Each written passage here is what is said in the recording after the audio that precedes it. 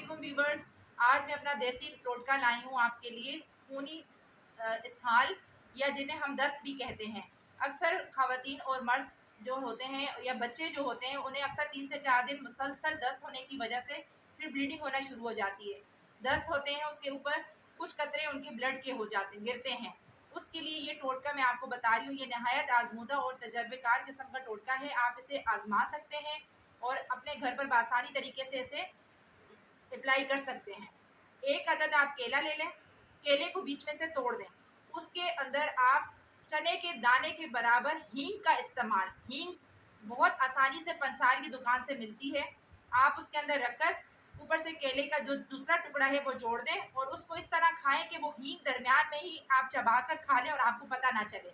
छोटे बच्चों को भी आप यूज़ करवा सकते हैं और हर उम्र के इंसान इसको यूज़ कर सकते हैं। इसकी जो मज़ीद तरकीब है वो मेरे आप डिस्क्रिप्शन में भी जाकर चेक कर सकते हैं। वो खा लें तकरीबन दिन में, तकरीबन आप 1 हफ्ते में 2 से 3 दिन ये लगातार इस्तेमाल कर सकते हैं। इससे ज़्यादा इस्तेमाल नहीं कीजिएगा। इंशाल्लाह आपको मुसलसल दस्त, खूनी उससे निजात मिलेगी और बहुत फ़ायदा होगा।